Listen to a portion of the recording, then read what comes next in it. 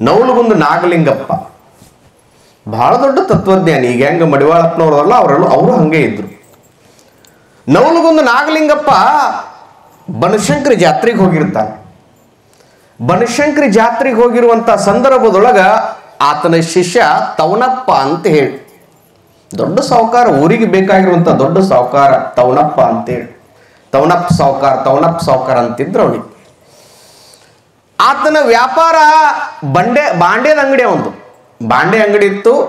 ಆ ಅಂಗಡಿ ಮುಂದೆ ಬಂದ, ಏನೋ ತವನ್ಯ ಹೆಂಗೈತಿ ವ್ಯಾಪಾರ ಎಲ್ಲ? ಏನಿಲ್ಲೋಯಪ್ಪ, ಭಾಳ ಏನೂ ಇಲ್ಲ, ಬೆಳಗಿನಿಂದ ಏನೂ ಇಲ್ಲ, ಸುಮ್ಮ ಕೂತಿ. ಮಗನ ನಿನಗೆ ವ್ಯಾಪಾರ ಮಾಡಕ್ಕೆ ಬರೋದಿಲ್ಲೋ, ನಾ ಮಾಡ್ಲೇನು ವ್ಯಾಪಾರ ಅಂದ. ಯಾರು ಸುಮ್ಮ ಕೂತೋ? ಯಾವ ನಿಮಗ ಗೊತ್ತಿಲ್ಲ, ನನಗೇನು ಗೊತ್ತೋ ಯಪ್ಪ, ನಿಮಗ ಗೊತ್ತಿಲ್ಲ, ನಮಗೇನು ಗೊತ್ತು. ನಾಗಲಿಂಗಪ್ಪ, ಆಯ್ತಪ್ಪ ಮಾಡು, ನೀ ಮಾಡು. ನಾಗಲಿಂಗಪ್ಪ ಅಂತಂದ್ರೆ ಒಂದು ಕುಡುಗೋಲ ಕೊಡ್ಲಿ ಇರ್ತಿತ್ತು ಯಾವಾಗಲೂ. ಆ ಕೊಡ್ಲಿ ತಗೊಂಡು ಹಿಂಗೆ ಬಾಕ್ಲಿಗೆ ಬಡ್ದ ಕೂತಲ್ಲಿ. ಅಲ್ರಿ, ಮೊದಲ ಮಂದಿ ಬರ್ಬೇಕಾದ್ರೆ ಬಾಕ್ಲಕ್ಕೆ ಕೊಡ್ಲಿದು ಇದ್ರೆ ಬರ್ತಾರ ಯಾರ್ರಿ? ಮತ್ತಟ್ಟು ಮುಂದೆ ಹಾಸಿ ಉಂಟು. ಅವಾಗ ತವನಪ್ಪ ಅಂದ, ಯಪ್ಪ ಹಿಂಗೆ ನೀ ಏನಾದರೂ ಇಲ್ಲಿ ಹಾಕಿದೆ ಅಂತಂದ್ರೆ ಮಂದಿ ಬರ್ತಾರೇನು, ಮತ್ತೇನು ಮಾಡಲಿ, ತೆಗಿಯಪ್ಪ ಅದನ್ನು. ಆಯ್ತು, ತೆಗೆದ ಕೂತ. 1 ತಾಸಾಯ್ತು, 2 ತಾಸಾಯ್ತು, ಯಾರೂ ಬರಲಿಲ್ಲ. ಒಬ್ಬ ಹುಡುಗ ಹಾದು ಹೊಂಟಿದ್ದ ಆ ಕಡೆ, ಬಾಯಿಲ್ಲ ಅಂತ ಕರೆದು ಬಂದ, ನಮಸ್ಕಾರ ಮಾಡಿದ. ಒಂದು ಬಾಂಡೆ ತೊಗೊಂಡು, ನಿನ್ಗೆ ಯಾವ್ದು ಬೇಕು? ಬ್ಯಾಡಪ್ಪ, ನನಗೆ ಬ್ಯಾಡ, ರೊಕ್ಕ ಕೊಡಬೇಡ, ಹಂಗೆ ತೊಗೊಂಡು. ಅವ ಹಗರ್ಕ ಒಂದು ಕೊಡ ತೊಗೊಂಡ ಹೊಂಟ. ಅವ ಹೋಗೋ ಮುಂದೆ ಸುಮ್ಮ ಹೋಗಲಿಲ್ಲ. ಅವ ಅಲ್ಲಿ 4 ಮಂದಿ ಹೆಣ್ಮಕ್ಳು ನಿಂತಿದ್ರು. ಅಲ್ಲಿ ಅವ ಹೇಳ್ದ, ಹೋಗ್ರಲ್ಲಿ ಕೊಡಾಕತ್ತಾರ ಪೂಶೆಟ್,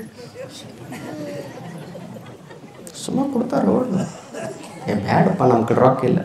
ರೊಕ್ಕ ಯಾರು ಕೇಳಾಕತ್ತಾರ? ಸುಮ್ಮ ಹೋಗ್ರಿ ನೀವು, ಅಲ್ಲಿ ಹೋಗಿ ನಿಲ್ರಿ ನೀವು, ಅವ್ರವ್ರು ಕೊಡ್ತಾರೆ ನಿಮ್ಮ ಕೈಯಾಗ. ನೀವು ಹಂಗೆ ಏನಾರ ನಿಮಗೆ ಹೇಳ್ತೀನಿ, ಸಿಗಬಾರ್ದು ಸಿಗೋದು ಸಿಕ್ತು ಅಂತಂದ್ರೆ ಹರ್ಕೊಂಡು ತಿನ್ನೋದು, ಹರ್ಕೊಂಡು ಮುರ್ಕೊಂಡು ನೀವು ಅದ್ರೊಳಗೆ ಕಾಲು ತೊಳ್ಕೊಂಡು ಮಾಡ್ಕೊಂಡು ಬರೋದನ್ನ. ಇವು ಇಟ್ಟು 4 ಮಂದಿಗೆ ಹೇಳೋದು ತಡ, ಇವು ಬಂದು ಅಲ್ಲಿ ಹೆಣ್ಮಕ್ಳು ಹೇಳು, ನಿಮಗೂ ಬೇಕೇ ನಾನು? ಹ್ಞೂ ಅಪ್ಪ, ತೊಗೊಂಡು ಹೋರ ನಾವು. ಇವು ಯಾಡಿದ್ದು ಊರು ಸುದ್ದಿ ಮಾಡಿದ್ದು, ಮತ್ತೆಲ್ಲ ಅಲ್ಲಿ ಹೋಗಿ ಅಲ್ಲಿ ಅಂಗಡಿಯಾಗ ಪುಕ್ಷಿಟ್ಟು ಕೊಡ್ತಾರೆ. ಹೋರಿ ಅರ್ಧ ಗಂಟಾದೊಳಗೆ ಪೂರ್ತಿ ನಿಮಗೆ ಜಳ ಅಂಗಡಿ. ನಾಗಲಿಂಗಪ್ಪ ಅಂದ, ನೋಡು ಮಗನ ತವನ್ಯ, ಎಲ್ಲ ಜಳ ಮಾಡಿದ್ ನೋಡು. ಪುಕ್ಷೆಟ್ಟಿ ಅಂದ್ರೆ ಎಲ್ಲ ಜಳ ಆಗತ್ತಾವಪ್ಪ ಅಂತ ನಾವು. ಗುರುವಿನ ಮೇಲೆ ವಿಶ್ವಾಸ ಇತ್ತು, ಒಂದೂ ತುಟಿ ಪಿಟ್ಟು ಕಾಣಲಿಲ್ಲ. ಅವತ್ತಿನ ಕಾಲಕ್ಕೆ 2 ಲಕ್ಷ ರೂಪಾಯಿ ಸಾಮಾನು, 120 ವರ್ಷದ ಹಿಂದಿಂದು. ನಮ್ಮ ನಾಡಿಂದ ಹೇಳಕತ್ತೀನಿ, ನಿಮಗೆ ಸುಳ್ಳು ಹೇಳಾನಿಲ್ಲ, ನಾ ಯಾವ ಪಾಕಿಸ್ತಾನ ಸುದ್ದಿ ಹೇಳ್ತಾ ಇಲ್ಲ. 2 ಲಕ್ಷ ರೂಪಾಯಿ ಸಾಮಾನು ಎಲ್ಲ ಹೋಯ್ತು. ತವನಪ್ಪ ಸುಮ್ಮ ಇದ್ದ. ಯಪ್ಪ ಮುಂದೇನು ಮಾಡು? ಅಂಗಿ ತೆಗಿ ನಿಂದ. ನಾನು ಅಂಗಿ ತೆಗದ. ತಗೋ, ನಾನು ಎತ್ತಕ್ಕೆ ಒಂದು ಟವಲ್ ಐತಿ, ಆ ಟವಲ್ 2 ಹರದ. ಏನು ಮಾಡ್ಲಿಪ್ಪ, ನೀನೊಂದು ತಗೋ, ನಾನೊಂದು ತಗೋತೀನಿ, ನೀ ಈ ಕಡೆಯಿಂದ ಭಿಕ್ಷೆ ಬಿಡ್ಕೋತ ಬಾ, ನಾ ಈ ಕಡೆಯಿಂದ ಭಿಕ್ಷೆ ಬಿಡ್ಕೋತ ಬರ್ತೀನಿ. ಸಾಹುಕಾರ ಅನ್ನುವಂಥದ್ದು ಭಾವಿಲ್ಲ. ಗುರುವಿನ ಹತ್ಯಕ್ಕೆ ಯಾವ್ಯಾವುದೂ ಇಲ್ಲ. ನಾ ದೊಡ್ಡವ, ನಾ ಶ್ರೀಮಂತ ಅನ್ನುವಂಥದ್ದಿಲ್ಲ, ನಾ ಗೌಡ ಅನ್ನುವಂಥದ್ದಿಲ್ಲ, ಸಾಹುಕಾರ ಅನ್ನುವಂಥದ್ದಿಲ್ಲ. ಆಯ್ತಪ್ಪ, ಹಂಗೆ ಮಾಡ್ತೀನಿ. ಇವ್ ಈ ಕಡೆಯಿಂದ ಬಿಡ್ಕೋತ ಬಂದ, ಇವ್ ಈ ಕಡೆಯಿಂದ ಬಿಡ್ಕೋತ ಬಂದ. ಇಬ್ರು ಕೂಡಿ ಅಲ್ಲಿ ಸರಸ್ವತಿ ಹಳ್ಳ ಅಂತ ಐತಿ, ಈಗ ಅದು ಬತ್ತೈತಿ. ಇಬ್ರು ಕೂಡಿದ್ರು. ಬಿಸಿಲು ಭಾಳ ಆಗೈತಿಪ್ಪ, ಭಾಳ ದಗಿ ಆಗಾಕತ್ತೈತಿ, ನಾವು ಸ್ವಲ್ಪ ಜಳಕ ಮಾಡ್ತೀನಿ, ನೀ ಇಲ್ಲೇ ಕೂಡ್ರು ಅಂತಂದ. ಯಾರಂದ್ರು? ನಾಗಲಿಂಗಪ್ಪ ಅಂದ. ನಾಗಲಿಂಗಪ್ಪ ಒಳಗೆ ಹೋಗಿ ಜಳಕ ಮಾಡಕತ್ತ.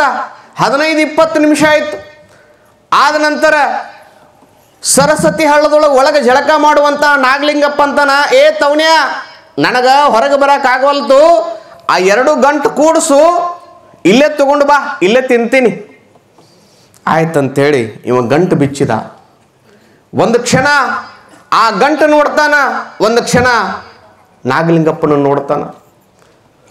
ಹಿಂಗೊಮ್ಮೆ ನೋಡಿದಾಗ ನಾಗಲಿಂಗಪ್ಪ ಅಂದ, ಹುಚ್ಚ, ಹಂಗ್ಯಾಕೆ ನೋಡಕ್ ಹತ್ತೀಯೋ ಯಪ್ಪ, ಎಲ್ಲ ಬಂಗಾರ ಆಗೈತಿ ಯಪ್ಪ, ಬಂಗಾರ ಆಗೈತಿ ಅಂದ ತಕ್ಷಣ ನಾಗಲಿಂಗಪ್ಪ ಹೇಳಿದ, ಏ ಹುಚ್ಚು ತವಣ್ಯ, ಹಳಸಿದ ಅಣ್ಣ, ಹಳಸಿದ ರೊಟ್ಟಿ, ಪಲ್ಯ ಇದು ಯಾವುದಾದ್ರ ಬಂಗಾರ ಆಗ್ತೈತಿ ನೋ ಮಗನ? ಅದು ಬಂಗಾರ ಆಗಿಲ್ಲ, ನಿನ್ನ ಮನಸ್ಸು ಬಂಗಾರದಂಗೈತಿ. ಅದಕ್ಕೆ ನಿನಗೆ ಬಂಗಾರ ಕಾಣಕತ್ತೈತಿ ಓ ಮಗನ, ನಿನ್ನ ಮನಸ್ಸು ಬಂಗಾರದಂಗೈತಿ. ನಾ ನವಲಗುಂದ ನಾಗಲಿಂಗಪ್ಪಂದು ಯಾಕೆ ಹೇಳಕತ್ತೀನಿ ಅಂತಂದ್ರ, ಆ ನವಲಗುಂದ ನಾಗಲಿಂಗಪ್ಪ ಆ ತವಣಪ್ಪ ಅದು ಅಲ್ಲ. ಕಡಕೋಳ ಮಡಿವಾಳಪ್ಪನ ಭಕ್ತರು ಹೆಂಗದಾರ ಅಂದ್ರೆ ಬಂಗಾರದಂತ ಭಕ್ತರದಾರ ಅನ್ನುವಂಥದ್ದನ್ನು ತಿಳ್ಕೋಬೇಕು. ಬಂಗಾರದಂತ ಭಕ್ತರು.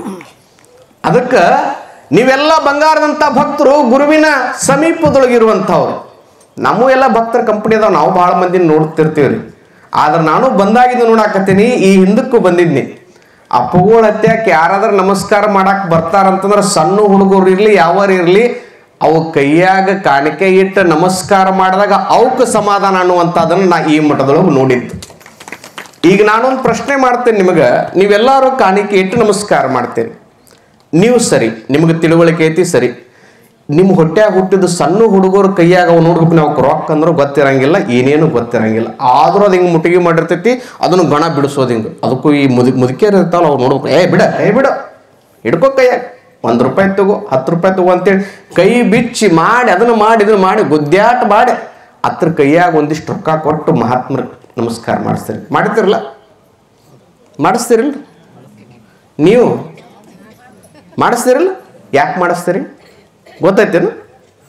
ಯಪ್ಪ ನಮ್ಮಪ್ಪ ಮಾಡಿಸ್ತಿದ್ದ, ನಮ್ಮವ್ವ ಮಾಡ್ತಿಳು, ನಾ ಮಾಡ್ಕೋತ ಬಂದೀನಿ. ಅದು ಹಂಗಲ್ಲ. ನಮ್ಮ ಸಿದ್ಧಾಂತ ಏನು ಹೇಳ್ತೈತಿ ಅಂತಂದ್ರೆ, ನೀನು ಸಣ್ಣವನಿದ್ದಾಗ, ಏನು ಮಗುವಾಗಿದ್ದಾಗ ನೀ ಏನು ಕೊಟ್ಟಿಯಲ್ಲ, ನಿನ್ನ ಜೀವನದೊಳಗೆ ಯಾವತ್ತು ನೀ ಕೊಟ್ಕೋತ ಹೋಗ್ಬೇಕು ಹೊರತಾಗಿ ಇಸ್ಕೊಟ್ಟು ಯಾವತ್ತು ನೀ ಹೋಗಬೇಡಪ್ಪ ಮಗ ಅನ್ನುವಂಥದ್ದನ್ನು ತಾಯಿ ಹೇಳ್ತಾಳೆ. ನಮ್ಮ ಪರಂಪರೆ, ನಮ್ಮ ಭಾರತ ದೇಶದ ಪರಂಪರೆ, ನಮ್ಮ ನಾಡಿನ ಪರಂಪರೆ. ಕೊಡೋದು ಗೊತ್ತು, ಕೊಡುವಂಗಾಗ ನೀನು. ಅದಕ್ಕೆ ಗುರುಗಳಿಗೆ ಕೊಡುವಂಥದ್ದು, ದೇವರಿಗೆ ಕೊಡುವಂಥದ್ದು, ದೇಣಿಗೆಯ ಪೆಟ್ಟಿಗೆಯೊಳಗೆ ಹಾಕಿಸುವಂಥದ್ದು. ಅಂತಹ ಕೆಲಸಕ್ಕೆ ನೀವೆಲ್ಲರೂ ಕೂಡ ಸಾಕ್ಷಿ ಆಗ್ಲಿಕ್ಕತ್ತಿದ್ದೀರಿ. ಪೂಜ್ಯರು ಬಹಳ ವೈಭವವಾಗಿರುವಂಥ ಮಠವನ್ನು ಮಾಡ್ಲಿಕ್ಕತ್ತಿದ್ದಾರೆ. ಅವ್ರದ್ದು ಇನ್ನೊಂದು ದೊಡ್ಡ ಸಂಕಲ್ಪ, ಇದೊಂದು ಅಧ್ಯಯನ ಪೀಠ ಆಗಬೇಕು. ಕೇವಲ ಮಾತಿನೊಳಗಾಗುವಂಥದ್ದಲ್ಲ. ನಮ್ಮ ನಾಡಿನೊಳಗಿರುವಂತಹ ಎಲ್ಲ ಜನರು ಮಡಿವಾಳಪ್ಪನನ್ನ ಕೇವಲ ನಾವು ಪೂಜಿಸ್ತೇವೆ, ಆರಾಧಿಸ್ತೇವೆ.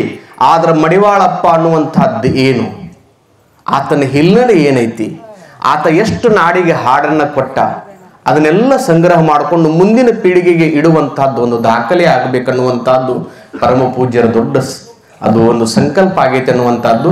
ಆ ಸಂಕಲ್ಪ ಅಪ್ಪ ಅವ್ರು ನಿಮಗೆ ಹೇಳ್ತೀನಿ, ಅವ್ರು ಮಾಡಿದ್ರೆ ಯಾವುದೂ ಬಿಡಂಗೇ ಇಲ್ಲ. ನಿಮಗೆ ಹೇಳುತ್ತೀನಿ, ನಿಮಗೆ ಗೊತ್ತಿಲ್ಲ ಅವ್ರದ್ದು ಕತಿ. ಅವ್ರು ಯಾವುದರ ಹಿಡಿದ್ರೆ ಅಂದ್ರೆ ಅದು ಮುಗಿ ತನಕ ಬಿಡುದಿಲ್ಲ. ನನಗೆ ಭಾಳ ಅನುಭವ ಐತಿ.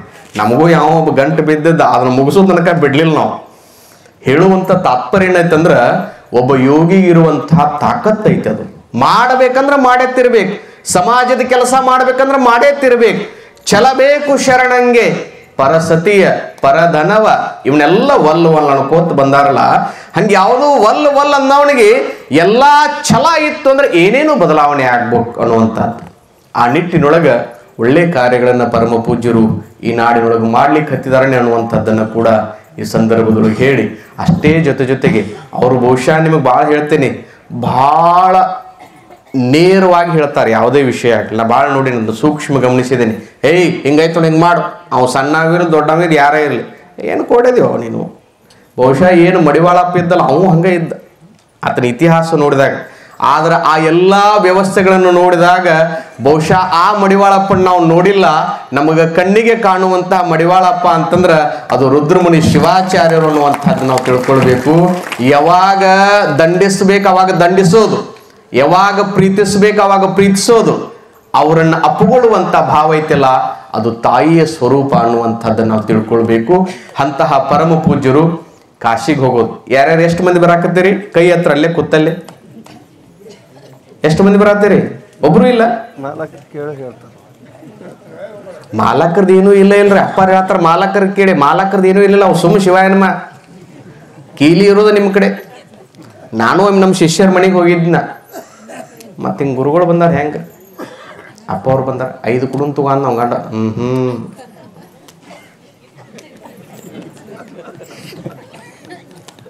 ಅರ್ಥ ಆಗ್ತದೆ ನಿಮಗೆ? ಇವರೆಲ್ಲ ಕೂತಾರಲ್ಲ ಇಲ್ಲೆಲ್ಲ ಸುಮ್ಮ ಅಲ್ಲೇ ಕೀಲಿಕ ಇರೋದಲ್ಲ, ಸುಮ್ಮನೆ ಕೇಳಾಕಟ್ಟ. ಅಕ್ಬರನ ಆಸ್ಥಾನದೊಳಗ ನಡೆದಿತ್ತಂತ. ಏನ್ ನಡೆದಿತ್ತಂತಂದ್ರ, ಯಾರ್ಯಾರು ನಿಮ್ಮ ಹೆಂಡತಿ ಮಾತು ಕೇಳೋದಿಲ್ಲ ಅಂಥೇಳಿ ಹಿಂಗೆ ಚರ್ಚೆ ನಡೆದಿತ್ತು. ಯಾರ್ಯಾರು ನಿಮ್ಮ ಹೆಂಡತಿ ಮಾತು ಕೇಳ್ತಾರೆ ಎಲ್ಲಾರು ಕೈ ಮ್ಯಾಲ ಮಾಡ್ರಿ ಅಂತಂದ್ರು. ಅಯ್ಯೋ ಯವ್ವ, ಇದ್ರ ಮಾರಿ ಮಣ್ಣ ಆಗಡಗ್ಲಿ ಇದೆ ಅಂತ ಪ್ರಶ್ನೆ ಅಂತ ಅನ್ನಕತ್ತಾಳ ನಮ್ಮ. ಎಲ್ಲಾರು ಕೈ ಎತ್ತಿದ್ರು. ಒಬ್ಬ ಹಿಂಗೆ ಇದ್ದವ. ಅವ ನಿಮ್ಗೆ ಹೇಳ್ತೀನಿ, ಬಂದ ನನ್ನ ಆಸ್ಥಾನದೊಳಗೆ ನೀನರೇ ನನಗೆ ಮಾನ ರಕ್ಷಣೆ ಮಾಡಿದೆವು ಪುಣ್ಯಾತ್ಮ. ಎಲ್ಲಾರು ಒಂದು ಕಡೆ ಬರ್ರಿ ಅಂದ. ಎಲ್ಲಾರು ಒಂದು ಕಡೆ ಬಂದ್ರೆ ಕೇಳವ್ರ, ಇವ್ ಒಬ್ಬ ಈ ಕಡೆ ನಿಂತ. ಭಾಳ ಸಂತೋಷ ಆಯ್ತು, ಭಾಳ ಸಂತೋಷ ಆಯ್ತದ. ಇವ್ ಹೊಗಳಾಕತ್ತ. ಮಹಾರಾಜರ, ನೀವು ಹೊಗಳೋದ್ರೊಳಗೆ ಅರ್ಥ ಇಲ್ರಿ, ನೀವು ಹೊಗಳೋದ್ರೊಳಗೆ ಅರ್ಥ. ಮತ್ತೆ ಯಾಕಪ್ಪ ನೀ ದಂಡಿಗೆ ನಿಂತಿಯಲ್ಲ, ನಾ ಕೈ ಎತ್ತಬೇಕಾದ್ರೆ ನನಗೆ ಹೆಂಡ್ತೀನಿ ಕೇಳಬೇಕ್ರಿ ಅನ್ನ. ಅರ್ಥ ಆಗ್ತದೆ ನಿಮಗೆ? ನಾ ಕೈ ಎತ್ತಬೇಕಾದ್ರೂ ಕೇಳಬೇಕ್ರಿ ಅಂತಂದ. ಮುಗಿದು ಹೋದ್ ಶಿವಾಯನಮ್ಮ ಅಂತಂದ್ರು. ಅದಕ್ಕೆ ಅವು ತಲೆ ಟೊಪ್ಪಿಗೆ ಹಾಕೋತಾವ. ತಲೆ ಟೊಪ್ಪಿಗೆ ಹಾಕೊಳಕ್ ಕಟ್ಟಾವು. ಆದ್ರೆ ತಲೆ ಇರೋದು ನಿಮ್ದ. ನಿನಗೇನು ಗೊತ್ತ? ಸುಮ್ಮನೆ ನಾವು ಹೋಗಿ ಬರ್ತೀನಿ. ಆಯ್ತು ಹೋಗಂತ ನಾವು. ಯಾಕಂದ್ರೆ ನಾಳೆ ಇಲ್ಲಿ ಕರ್ವಾಟಿ ಇಲ್ಲ. ಅದಕ್ಕಾಗಿ ನೀವೆಲ್ಲರೂ ಕೂಡ ಆ ಕೆಲಸಕ್ಕೆ ಸಾಕ್ಷಿ ಆಗ್ಬೇಕನ್ನುವಂಥದ್ದು.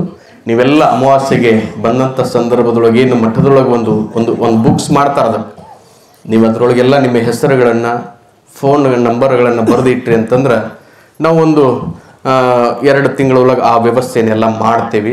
ಒಟ್ಟಾರೆ ನಿಮಗೊಂದು ಗೊತ್ತಿರಲಿ, ಯಪ್ಪ ಅವ್ರು ಒಯ್ತಾರೆ ಇವ್ರು ಒಯ್ತಾರಂತಲ್ಲ. ಯಾರ್ಯಾರು ಒಯ್ತಾರ ಅದು ಮಾತು ಬೇರೆ. ನಾವು ವ್ಯವಸ್ಥಿತವಾಗಿ ಒಂದು ಭಕ್ತರಿಗೆ ಬಹಳ ಅಚ್ಚುಕಟ್ಟಾಗಿ ಎಲ್ಲ ವ್ಯವಸ್ಥೆಗಳು ಬಹಳ ನೀಟಾಗಿ ಚಲೋ ಆಗಲಿ ಅಂತ ಹೇಳಿ ಬಹಳ ವ್ಯವಸ್ಥಿತವಾಗಿರುವಂತಹ ಕೆಲಸಕ್ಕೆ ನಾವೆಲ್ಲ ಕೈ ಹಾಕ್ಲಿಕ್ಕತ್ತಿದ್ದೀವಿ.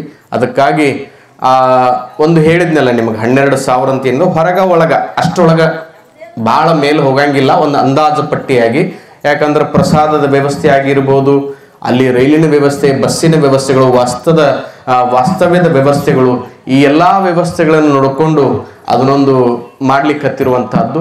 ಅದಕ್ಕಾಗಿ ಗುರುವಿನ ಜೊತೆಗೆ ನಾವು ಯಾವತ್ತೂ ಕೂಡ ಯಾತ್ರೆಯನ್ನು ಮಾಡಬೇಕನ್ನುವಂಥದ್ದು ಸಿದ್ಧಾಂತ. ಬಹಳ ಜನ ಹಿಂದಕ್ಕೆ ಗುರುಗಳನ್ನ ಕರ್ಕೊಂಡೇ ಪಾದಯಾತ್ರೆ ಮೂಲಕ ಹೋಗ್ತಿದ್ರಂತ. ಗುರುವಿನ ಜೊತೆಗೆ ನಾವು ಯಾತ್ರೆಯನ್ನು ಮಾಡ್ಬೇಕಂತ, ತೀರ್ಥ ಕ್ಷೇತ್ರದ ಯಾತ್ರೆಗಳನ್ನು ಮಾಡ್ಬೇಕಂತ. ನಾ ಅಪ್ಪ ಅವ್ರಿಗೆ ಯಾಕೆ ಇದನ್ನ ತಲೆ ಹಾಕೊಂಡಿರಿ ಅಂತಂದೆ. ಅವರಂದ್ರು, ಏನಿಲ್ಲ, ಇದನ್ನೊಟ್ಟೊಂದು ಸಂಕಲ್ಪ ಐತಿ.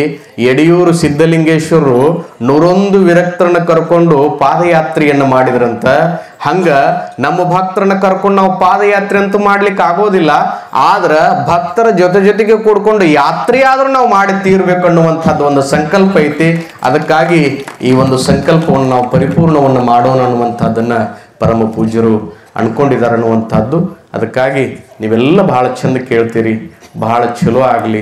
ಅದಕ್ಕಾಗಿ ನೀವೆಲ್ಲರೂ ಸನ್ನದ್ಧರಾಗಲಿ. ನೀವೇನು ಕೂತಿರಲ್ಲ ಎಲ್ಲರೂ ನನಗೆ ಯಾರು ಮನುಷ್ಯರಂಗೆ ಕಾಣುವಾರ. ನೀವ್ಯಾರು ಮನುಷ್ಯರಂಗೆ ಕಾಣುವಾರ್ರಿ. ಮತ್ತು ಏನಾರ ಅಂದಿಗಿಂದಿರಂತಲ್ಲ, ಎಲ್ಲ ವಿಭೂತಿ ಹಚ್ಕೊಂಡು ನೀವೆಲ್ಲ ಗುಡ್ಡಾಪುರದ ದಾನಮ್ಮ ಕಣ್ಣಂಗೆ ಕಾಣಕತ್ತೀರಿ ಅನ್ನುವಂಥದ್ದು. ಕೈ ಎತ್ತಿ ನಮಸ್ಕಾರ ಮಾಡಬೇಕು ಅನ್ನುವಂಥ ಭಾವ. ಅದಕ್ಕಾಗಿ ನೀವೆಲ್ಲರೂ ಕೂಡ ಸದಾಕಾಲ ವಿಭೂತಿ ಕುಂಕುಮ ಎಷ್ಟು ಚಂದ ಕಾಣ್ತೀರಿ ನೋಡ್ರಿ. ಅದಕ್ಕಾಗಿ ನೀವೆಲ್ಲ ಗುಡ್ಡಾಪುರದ ದಾನಮ್ಮ ಆಗ್ರಿ ಅನ್ನುವಂಥದ್ದು. ಮನೆಯೊಳಗೆ ನಿಮ್ಮ ಮಕ್ಕಳಿಗೆ ಚಂದ ಓದಿಸ್ರಿ. ಅವು ಈಗ ಮಕ್ಕೊಂಡವೆಲ್ಲ ನಿಮ್ಗೆ ಹೇಳ್ತೀನಿ, ಬರೀ ಸಾಲಿಗೆ ಕಳಿಸಿ ನನ್ನ ಮಗ ಹಂಗೆ ಓದ್ಬೇಕು, ನನ್ನ ಮಗ ಹಿಂಗೆ ಓದ್ಬೇಕು, ಬರೀ ಓದೋದು ಒಂದು ತಲೆಯಾಗೈತಿ. ಅವಕ್ಕೆ ಏನೇನು ಗೊತ್ತಿಲ್ಲ. ಅವಕ್ಕೆ ಕರ್ಕೊಂಡು ಬರ್ಬೇಕು, ಗುರುಗಳನ್ನ ಸಮೀಪ ಕರ್ಕೊಂಬರ್ಬೇಕು, ನಮಸ್ಕಾರ ಮಾಡಿಸ್ಬೇಕು. ಅವು ಸಣ್ಣ ಹುಡುಗರು ನಮಸ್ಕಾರ ಮಾಡಿಸು ಅಂತಿರ್ತಾವೆ ನೋಡ್ಬೇಕು. ನೀವು ನಮಸ್ಕಾರ ಮಾಡಂಗಿಲ್ಲ, ಗೊತ್ತೇ ಇಲ್ಲ. ಮನ್ಯಾಗ ನೀವು ನಮಸ್ಕಾರ ಮಾಡಂಗಿಲ್ಲ. ಬರೀ ಅವಕ್ಕೆ ಒಂದ ಕಲಿಸ್ತೇರಿ ಅಂತಂದ್ರೆ ABCD ಇದೊಂದು ಇರ್ತದೆ, ಬರೀ ತಲೆಯಾಗದ. ಸಾಲ್ಯಾಗ ಹೋದ್ರೂ ಅದ, ಮನೆಗೆ ಬಂದ್ರೂ ಅದ. ಸಾಲಿ ಒಳಗೆ ಹೋದಾಗ A ಫಾರ್ ಆ್ಯಪಲ್ ಅಂತ ಹೇಳ್ತಾರ, B ಫಾರ್ ಬಾಲ್ ಅಂತ ಹೇಳ್ತಾರ, C ಫಾರ್ ಕ್ಯಾಟ್ ಅಂತ ಹೇಳ್ತಾರ, D ಫಾರ್ ಸಣ್ಣ ಇದ್ದು ಭಾರಿ ಹೇಳ್ತಿದ್ದು ಈಗೆಲ್ಲ. ಆದ್ರೆ ನಾವು ಸಾಲಿ ಒಳಗೆ ಅದನ್ನ ಕಲಿಸ್ರಿ. ಆದ್ರೆ ಮನೆಗೆ ಬಂದಂತ ಸಂದರ್ಭದೊಳಗ A ಫಾರ್ ಆದಿ ಜಗದ್ಗುರು ರೇಣುಕಾಚಾರ್ಯ ಅಂತ ಕಲಿಸ್ರಿ, B ಫಾರ್ ಬಸವಣ್ಣ ಅಂತ ಕಲಿಸ್ರಿ, C ಫಾರ್ ಚೆನ್ನಬಸವಣ್ಣ ಅಂತ ಕಲಿಸ್ರಿ, D ಫಾರ್ ದಾನಮ್ಮ ಅಂತ ಕಲಿಸ್ರಿ. ಮನೆಯೊಳಗೆ ಒಳ್ಳೆಯ ಸಂಸ್ಕಾರವಂತ ಮಕ್ಕಳನ್ನು ಪಡೆಯುವಂಥ ಕೆಲಸ ಆಗ್ತೈತೆ ಅನ್ನುವಂಥದ್ದನ್ನ ನಾವು ತಿಳ್ಕೊಳ್ಬೇಕನ್ನುವಂಥದ್ದನ್ನ ಈ ಸಂದರ್ಭದಲ್ಲಿ ತಮಗೆಲ್ಲ ತಿಳಿಪಡಿಸಿ, ಬಹಳ ಒಳ್ಳೆಯ ಎಲ್ಲಾರು ಜನರು ಕೂತಾರ. ಗಂಡ್ಮಕ್ಳೆಲ್ಲ ಬಹಳ ಎಷ್ಟು ಚಂದ ಕೂತು ಕೇಳಿಕತ್ತಾರ. ಒಂದು ಒಳ್ಳೆಯ ಶಿವರಾತ್ರಿಯೊಳಗ ನಾವು ಒಳ್ಳೆಯ ಶಿವಕೀರ್ತನೆಯನ್ನು ಕೇಳುವಂತಹದ್ದು, ಒಳ್ಳೆಯ ಮಾತುಗಳನ್ನು ಕೇಳುವಂತಹದ್ದು. ಒಳ್ಳೆಯ ಮಾತುಗಳನ್ನು ಹೆಂಗಂತಂದ್ರ ಕೇಳುವಂತಹದ್ದು ನಮ್ಮ ಭಾವ. ಮನದೆರೆದು ಮಾತನಾಡಿದರೆ ಲಿಂಗವೇ ಕಾಣಬಹುದು ಅನ್ನುವಂಥದ್ದನ್ನ ಶರಣರು ಹೇಳ್ಕೊಂತ ಬಂದಿದ್ದಾರೆ. ಅಂತಹ ಪರಮ ಪೂಜ್ಯರ ಆಶೀರ್ವಾದ ನಿಮಗೆಲ್ಲರಿಗೂ ಇರಲಿ ಅಂತ ಹಾರೈಸಿ, ನಿಮಗೆಲ್ಲರಿಗೂ ಕೂಡ ಗುರುವಿನ ಕೃಪಾ ಇರಲಿ. ಒಳ್ಳೆಯ ಸಂಗೀತವನ್ನ ಇಲ್ಲಿ ಹಾಡಿದರು, ಆ ಒಳ್ಳೆಯ ಸಂಗೀತವನ್ನು ತಾವೆಲ್ಲರೂ ಕೂಡ ಕೇಳಿದ್ರಿ ಅನ್ನುವಂಥದ್ದನ್ನು ಈ ಸಂದರ್ಭದೊಳಗೆ ಹೇಳಿ, ವೇದಿಕೆ ಮೇಲೆ ಕೂತಿರುವಂಥ ಎಲ್ಲ ಶರಣವರಿಗೆ ಭಗವಂತನ ಕೃಪೆ ಇರಲಿ, ತಮಗೆಲ್ಲರಿಗೂ ಕೂಡ ಗುರುವಿನ ಕೃಪೆ ಇರಲಿ ಅಂತ ಹಾರೈಸಿ 4 ಮಾತು ಮುಗಿಸುತ್ತೇನೆ. ಶಿವಂಗುಯ್ಯ. ವೇದಿಕೆಯ ಅಧ್ಯಕ್ಷ ಸ್ಥಾನವನ್ನು ವಹಿಸಿಕೊಂಡಂತ ಪರಮ ಪೂಜ್ಯ ಷಟಸ್ಥಲ ಬ್ರಹ್ಮ ಚನ್ನರುದ್ರಮುನಿ ಶಿವಾಚಾರ್ಯರು, ಸೂಗೂರು ಪೂಜ್ಯರು ಇದುವರೆಗೆ ತಮ್ಮ ಬದುಕು ಬಂಗಾರವಾಗಲಿ ಅಂತಕ್ಕಂಥ ಅನೇಕ ಹಿತನುಡಿಗಳ ಜೊತೆಗೆ ತಮ್ಮ ಆಶೀರ್ವಾದವನ್ನು ತಮ್ಮೆಲ್ಲರಿಗೆ ಮಾಡಿದ್ದಕ್ಕಾಗಿ ಪೂಜ್ಯರಿಗೆ ತುಂಬ ಹೃದಯದ ಧನ್ಯವಾದಗಳನ್ನು ಹೇಳಿ